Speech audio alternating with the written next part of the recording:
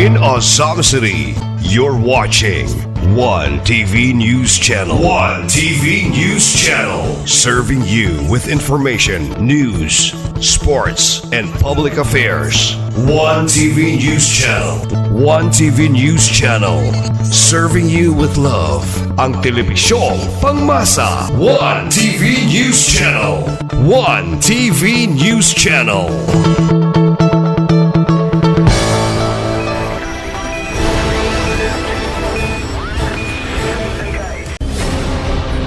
One TV special report.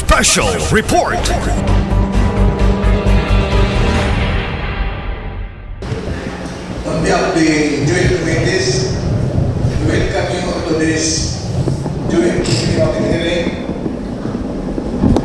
Thank you for sparing your very valuable time to attend to this public hearing. To start with, the rationale and purpose of this public hearing involves multiple aspects. First, we might all know that barangay ordinances are endorsed to the City Council for review and approval. In a same manner that our city ordinances city are endorsed to the Provincial Board or Legal for their review and approval. In our level here, in the NGO Sages, there's supposed to be an oversight committee who reviews, determines the barangay ordinances and endorse it to City Council for appropriate action or approval. In the same manner that your barangay budgets are reviewed by the budget officer, city budget officer, and endorsed to City Council for our approval. But I guess there are restraints in converging the members of this oversight committee. There is some restraints in the communication, collaboration and cooperation. Mo nang wala na ma-review. Kay honestly, gipala sa City Council ang atong mga barangay ordinance for review sa atong committee, wala mo balik. So we are here now to review and to give your inputs, including the businessmen, about the fees and charges imposed by the barangays. We have now 26 barangays who enacted their respective ordinances. No? Dagan. Ang upan wala pa. And that is why now we invited our various department heads sa oversight committee. We have here the, I think, Nabang Sir, na wala na Ma'am Wano is representing the city treasurer's office. Ma'am Wano is representing the city treasurer and also the BPLO. Dual imong ma'am representation because the city treasurer is supposed to be the co-chairperson of the oversight committee. So we also invited the accountant na ba si Ma'am Isibaber? Not yet there, Your Honor.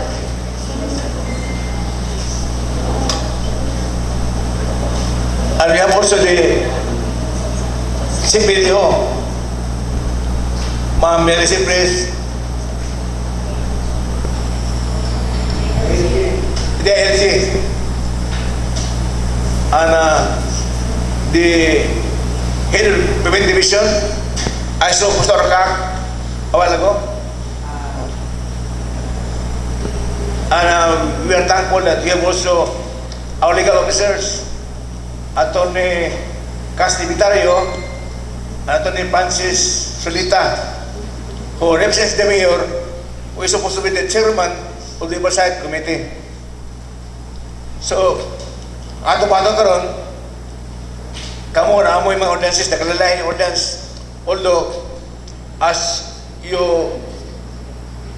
notice, we have already public hearing on our ordinance also being sponsored by the council. Uniform fees by barangay, no, kaso lang nga mga fees, wala pa na ma-approve. Musical reading pa karong next regular session, ang pag-deliberate. Kato mo silbi guide sa mga barangays nga wala pa maka himong ordinance. Pero kato minimum lang to nga guide fees because we respect the barangays in autonomy, independence to craft their own ordinances as their means of source of revenues. So wala na mabuti ang mga barangay. Makahimo kayo mga ordinance even higher than the fees that the council has recommended. So, daghan makay mga barangays o atong tagsa-tagsaon basta madugay ta, no? So, ato lang deliberate ang inyong fees nga gi-approve sa barangay nga atong unahon unsay fees nga reasonable kay the losses ang tanang fees, taxes nga i-charge sa inyo lakip ng barangay must be uniform, meaning dili maglalain. Kaya na may barangay nga nag-charge o dako negosyo, dako nga fees pod. Kung gamay nga negosyo, gamay pod. I'm referring to the barangay clearance fee. Ato yung uniform. Ikaning barangay clearance fee ni sa base permit, especially nga maghimog negosyo. Dini fees sa gidakon sa negosyo. So, clearance ni nga ang maong negosyo o institusyon di comply sa mga barangay regulations, compliance sa mga environment sa barangay ordinance and resolutions. So, ating uniform di lato isa sa dako negosyo, dako gamay negosyo gamay. It must be uniform. Also, the fees, barangay fees must not be unjust, meaning fair, na dili excessive, sobra ka dako. Dili unconscionable, meaning makonsisyon lang nga dako kaya ba? So, gani ang atong DLG, atong Belgium, na itulkit ng ipadala. Nga guys sa barangays, sa pag-compute sa inyong charges. Example, tanawan sa barangay ang ilang cost of service ba? Ang ilang supplies, paper, no, sa cost of labor, yan, na may kuryente, so, uban pa, mga services sa barangay, inyong i-compute, nga mutugma sa inyong i-charge nga fees sa barangay. Pata barangay clearance, palitan. Namay emplado isiduan. Na yung type, so, na paper, na printer, niya, ban pa kuryente. Muna yung consider sa pag-compute yung barangay fees. So di, ang ngayon padakaan, kaya mo sa sumdako na kayo, it becomes unreasonable. It becomes excessive, if not unconscionable. Muna naapon atong teacher na nag-ipitas sa base kaya sila ay nasayod kung sa mga fees nga reasonable. Naapon atong mga legal officers to determine the legality of the ordinance. Kailangan mga barangays nga ako nakita nga nag-charge po og fees nga wala nasubay sa BLG o DLG memorandum. Kaysa mo ang memorandum, ibutan ang tanang barangay fees, ay pwede i-charge. No? Pero na ako nakita nga, barangay, nag-charge og fees sa pagputol og kahoy. Di ba na? Oh, nga yun. Oh. Then we know very well nga, ang pagputol og kahoy, ang mag-regulate na ang DENR. Department of Environment and Natural Resources. O kung lumiman ka muapila ng PCA, Philippine Coconut Authority. So, dito ka mabayad ng fees, pagkating o pag-transport sa DNR sa mga kahoy. Kung tayo barangays nga charge o fees, pagputol, ang question, unsa services nga i-extend sa barangay. Kaya iputol man sa property, nabay cost, nabay gasto ang barangay sa maong paputol sa kahoy. So, nas-toolkit sa DLG o sa BLG. Unsay service sa barangay, nakatang magpipa sa paputol sa kahoy. So, ang barangay nagbayad sa pipa, sildo, ang atang banag, kung sige buhat, doon na ba ilahin mo nga service sa barangay sa paputol sa kahoy para makasas daw fees ang charges sa paputol sa kahoy. Anyway, we can ask later on the legal officers about that matter. Okay? So magsugod na sa atong clearance fee. Barangay clearance fee.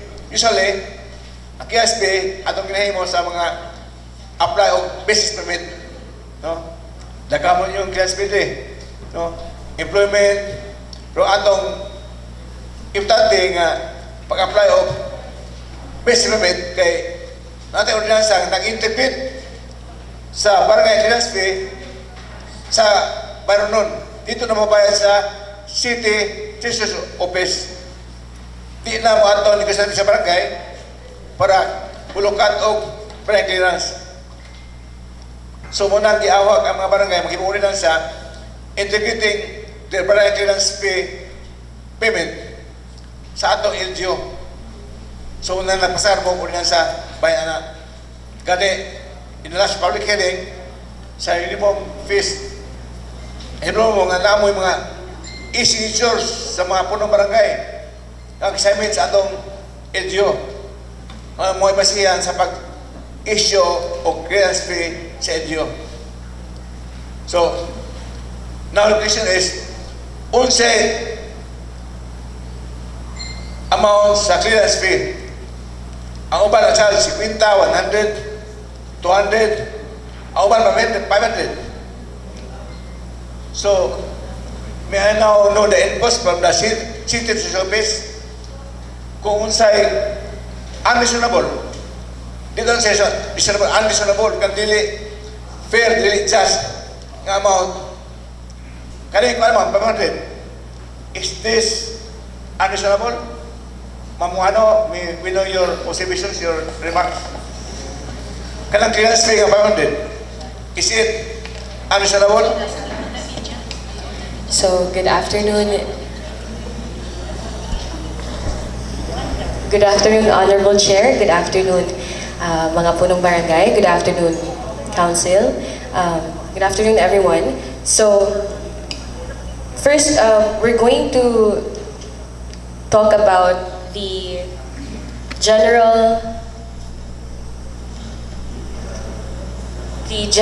findings of the 26 ordinances being submitted, as we have seen common issues with each barangay, and we have summed up to 8 items. So first, yes, as the Honorable Chair mentioned, there are varying rates as to the fees of barangay clearance fees. And then next is the requirement of the barangay kagawad or the borough clearance. Third item is the statement that the council's prerogative on the exemption as to the exemption of those for barangay clearance and certification requirements. Next item is the signages. The fifth is about defining on the vendors or the peddlers, the existence of them in the barangay. Sixth item is the terms used in other service fees that include per day or per hour, which I think it's common to distinguish the difference between an hour and or a day, so they cannot be interchangeable. However, it is being used, so it is confusing. So we have to clarify that. And then seventh is section 11, mostly as to the time of payment of the business taxes of the retail establishment. And number 8, the sealing of the penalties as to violations of the tax ordinances. So first, we are going to tackle as to the reasonability of the clearance rates.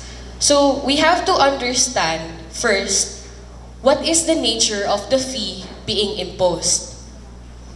So what is a barangay clearance? What is a barangay clearance and why is it being issued? What is the purpose of a barangay clearance? And in relation to the issuance of business permit, it is only to ascertain that the establishment exists within the barangay. Am I correct? So, we also, in determining the fees that we impose, we have to take into account the process that we do in issuing the barangay clearance. Unsay usual nato nga proseso sa pag-issue nato sa barangay clearance? Anyone? Unsay usual process nato? Kapitan, tubaga. Unsa inyong usual nga mechanism? So we have to understand lang nganong pila. Unsa di ay ang proseso sa pag-issue sa barangay clearance? Any barangay can answer. Kapitan Bindiho, unsay bagi na mga apply ana tubaga ang kwan. Good afternoon, Mr. Chair. Good afternoon sa tanan. In securing barangay clearance in our barangay, first, ang ato ang individual mag-secure of purok clearance. Mag-secure of purok clearance because, for example, our barangay is consisting 7 puroks, no? So we have purok kanang coordinator. Then, they have to secure purok clearance first before securing the barangay clearance. Why? Because para nako, dako kay ang barangay. So if that individual live or resides in Purok Ono, dayon dili kay nako siya familiar. So the Purok leader or the kagawan in charge assign, makaibalo gyud siya nga taga diha gyud siya sa taga Purok Ono. Thank you, Mr. Chair. How about in relation to the issuance of business permit, ma'am? Ang business permit, if a business owner new man na sila or New or renewal? Ma'am? Whether new or renewal, sa proseso na to.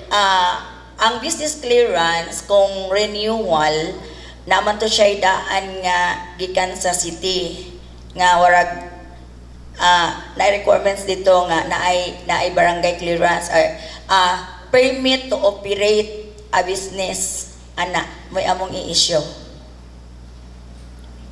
Same process? Unsa may proseso ninyo, ma'am? Diretso na namo, dili na mi magpuro clearance, diretso na. Kay there are owner nga nagpuyo sila sa maningkol but ang ilahang negosyo nasa gango. Diretso na ma'am. Wala na nang mga for clearance. Diretso na mi mohatag. That's for new establishment? New or old? New or renewal? Or renewal, I mean. How much is your barangay clearance fee, ma'am? Sa una gyud, ang amo ang barangay clearance 100 if yung 100 for sole or sole proprietorship. But kung corporation kay ang barangay Gango daghan naman kay corporation diha gi 200. Pero when I attended sa ato ang hearing nga kun uniform ra 100, so we changed during the barangay session, regular session, akong gi hatag tanan ang ako ang knowledge about our hearing, change tanan is kuan na lang 100 per barangay business clearance, ma'am. Okay, my next question, ma'am, is how much did you incur in issuing the barangay clearance? Pilay na gasto ninyo sa inyong barangay sa pag-issue ato nga barangay clearance? Sa business For or the sa business permit, ma'am? Sa inyo bang cost cap ba? Inyong civic cost yung services. Namoy pan paper, supplies, ay kung namoy labor, namoy kurente, ano ba? Estimated yung inyong servisyo ba? Pilay cost yung servisyo? okay, so bond paper more mga 50 tingali 50 50 pesos? or one How did you come up with the... one Kuan na ni ma'am ka ng discussion ra ni para lang at yes, least yes. masabta nato nganong gi-impose nato ni nga amount. Okay. Gi-impose na muna nga amount kay sa last administration mo ano man gud pud na gyud ang amo ang fee. So ang amo yung fee last administration before I was upon ng barangay mo na gyud na ang amo ang fee 100 nga business clearance. Okay, and now let's switch perspective. Kung ikaw ang gi-issuehan sa barangay clearance, is it worth 100 pesos? So far wala man pud sila nagkuan nga 100 nga nung 100. Okay ra man pud sila, ma'am. So, Og ako, if ako ang isyuhan sa barangay clearance nga 100, okay ra ba sa ako do you find it reasonable nga 100 ang imong gibayad sa barangay clearance nimo? Yes, ma'am. Okay. Okay ra. Sige, ma'am. Okay ra, ma'am. Thank you for answering. Thank So, you. we would like to remind the barangays that a fee is equivalent of the service being rendered. It is not, revenue generation is only incidental. Fee is equivalent to the service rendered. That is why my questions pertain to how are you able to come up with what costs did you incur in issuing the said barangay clearance? Next question, very important question. Do you inspect these establishments when they ask for barangay clearance from you? Kapitan, tubaga. Unsa experience o bang kapitan? Pag-apply og barangay clearance, na-experience mo sa maong negosante. Negosyo. Let me rephrase the question. Kinsa nga barangay ang naga-inspect sa ilahang mga establishment? Taas kamot, nang-inspect sa applicant. Wala. So, wala tay inspection na hitabo? Kay di ba ang atuang barangay clearance ang iyahang pasabot kay naani nga establishment sa ato ang barangay. So the procedure is to inspect whether or not the said establishment is really in the barangay, di ba? So naga-inspect ta. And do we take this inspection cost into our computation? Mo nang nakakam up mo sa 100 pesos? Sa gasolina, sa naman tayo barangay kuan. So wala tayong PTK, naman tayo mga rescue vehicles. Beta. So that is why we first established the purpose of the barangay clearance because gusto lang po namo i-clarify nga walay barangay business permit. Walay business clearance. Only barangay clearance in relation to the issuance of business permit. Okay, klaro ta ato. Kay basin og naay mga establishments nga nagkuhag barangay kay tungod ang title mismo sa document kay barangay business permit or clearance, okay na to, dili na to mokuhag business permit. Oh. Okay, so wala na tayong problema ato. Hopefully wala na magyud tay kwan kay kami naman ang city naman ang mag-issue sa barangay clearance. So kana lang nga understanding. We wanted to explain that it involves process flow because we have to identify the resources involved in issuing the barangay clearance to account for the variable costs and the fixed costs. So fixed costs kanang supplies nga gigamit ninyo sa inyong opisina, inyong personnel, aircon, tanan. And as well as the variable costs that will vary sa particular service nga gi-render. Kay di ba sa barangay clearance in relation to the issuance of business permit kailangan mag-inspection. Ang katong barangay clearance nga para sa senior citizen or para sa resident, di ba mo look into records ramo. So, nagin na variation sa service being rendered.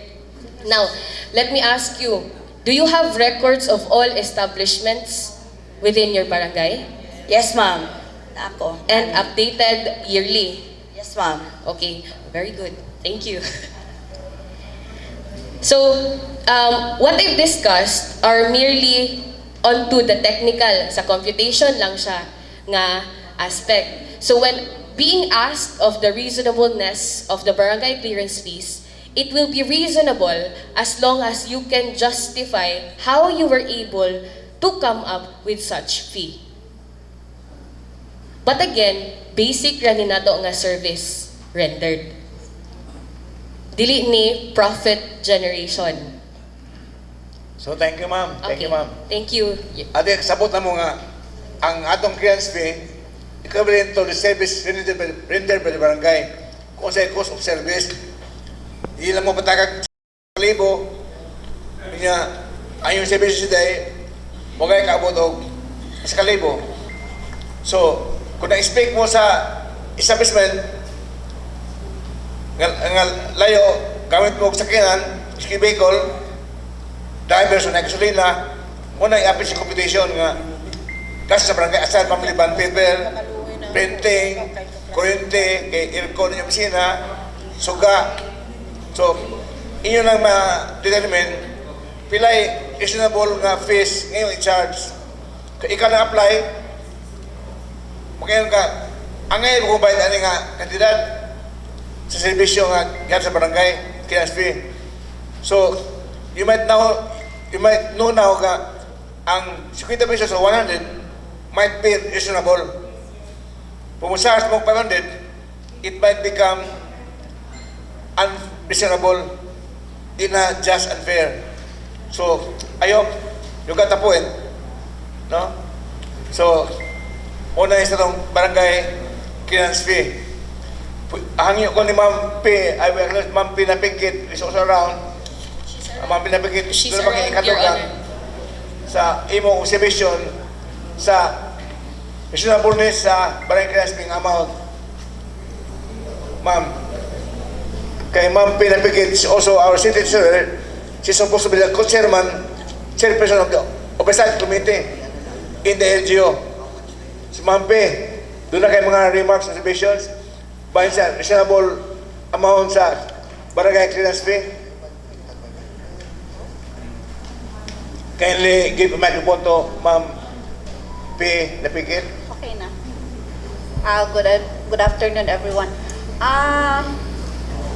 Ang sa ako lang, it really depends sa barangay as what Ma'am Tisay said, kung pilag yun ang cost sa pilag yun ang cost nga ma-incur or magasto, mao gyud ra po'y atong ikuan sa para sa atong barangay clearance fee. Ana ra gyud po, dili lang gyud po excessive ra pud kaayo para sa mga kuan business establishments or kani sa nga ni mukuha ng barangay clearance fee. Depende ra gyud po na sa barangay. Kung kana bang sa nga na kanang acceptable ra gyud po, reasonable, mao ra pud nang atoa. Thank you, ma'am. Thank you. So, sa ginahong ko na kanina, na toolkit ang guidelines nga gina sa DLG aron pag-compute sa inyong fees sa barangay. Pero highly technical man, di mo ganahan mag-compute kay busy mo sa uban yung barangay activities, so muna lang, tanawa lang, doon na ba ikogasyon nga mo charge mo ng kantidad. Sakto ba na kantidad nga bukti sa serbisyo na gihatag sa barangay o sa iyong gasto sa barangay sa pag-issue sa barangay clearance sa applicant, usually ang negosyante para sa business permit. So ano lang tibang-tibangan nyo? Okay? Doon ay lahi experience nga lahi sa kapitan sa barangay? Lahi-lahi no? Wana. So, mapusinta sa kining importante kayo nga butang sa barangay nga atong maging hearing kani sa public hearing sa atong usa ka ordinance nga gi-sponsor sa City Council kaning billboards, no? Billboards advertisements pila ang per square foot natin sa ating uniform fees. Doon natin i-recommend si Honorable Silco, Honorable Catherine Lim, pilang amount na gaya lang mo mga sente o sa pilang proposals kung nag-submit aning sente pilang proposal nag-submit ang Usamis Chamber of Commerce o ilang proposal through Ma'am Invitan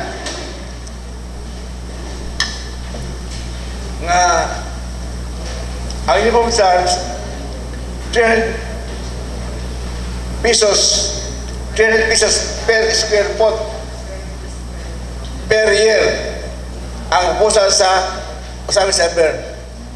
Sa Philippine Chamber of Commerce sa national proposal, pero ilan pa lang i-adjust kay lapos na final competition according to the President Sir Kerwin C. na usa ka sample nga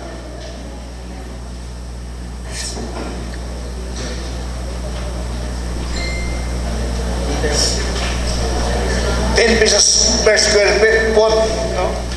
Napoy sample nila nga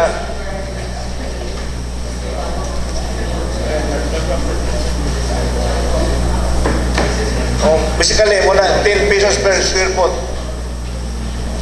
Sige na pa na i-finalize. So Mampi, unsay usual nga reasonable amount sa imong experience kaning mga billboards? Pila ato i-charge per square foot? Unsay sa imong experience, unsay usual charges nga fee? Actually, the law already provides man kung pila gyud ang per square meter. Nasa local government code, ang gibutang ra ba dinhi kay 10 peso per square meter. Yes. 10 peso per square meter. Single phase. Ang billboards or signboards.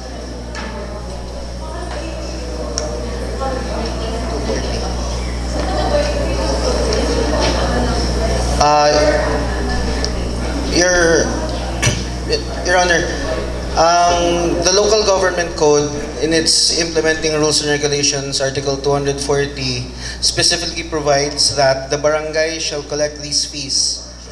Gifix na sa local government code ang rates, so billboards or signboards for advertisement of business per square meter or fraction thereof. If single-faced siya, it's going to be 10 pesos. If double-faced siya, it's going to be 20 pesos per square meter or fraction thereof. So billboards, signs for professionals, 8 pesos per square meter or fraction thereof. And then, etc., etc. Taas-taas po di siya ka-discussion. Is this rate fixed? Unfortunately, the local government code says yes. Subsection 8, for the purposes of this article, the new rates to be adopted by the barangay shall apply only to billboards, privilege panel signs, and outdoor advertisements which shall be constructed or installed after the effectivity of the code. So notwithstanding the submissions by the barangays, the law already provides for the fixed rates, Mr. Chair. So, pwede ba din mo binsya pa publiko masabtan ayo Atty. Francis kaning atong balaod sa billboards para masabtan sa barangay. Ang balaod bahin sa atong mga signages, mga billboards katong nastorya na to niaging public hearing, daw medyo nagkagubot man to og pila gyud or unsa gyud ang rate sa atong pag-collect. Ang atong gibasihan nato atong yellow book. Ang yellow book nato nisunod ra man pud noon sa atong local government code. Nga maingon ang local government code nato, ang atong RA 7160, nga ang inyo ako ng rate sa pag billboard or signboard sa pag-advertise sa mga negosyo, 10 pesos per square meter. Dili siya per foot, per square meter. So 10 pesos per square meter or fraction thereof. So kung musobra siya gamay, charge na gyapon na siya as 10 pesos if single-faced. If double-faced, 20 pesos. So, billboards, mga sign for professionals, 8 pesos per square meter. Tapos, billboards nga gipintal sa building, mga signboard, mga advertisement, 9 pesos per square meter. So,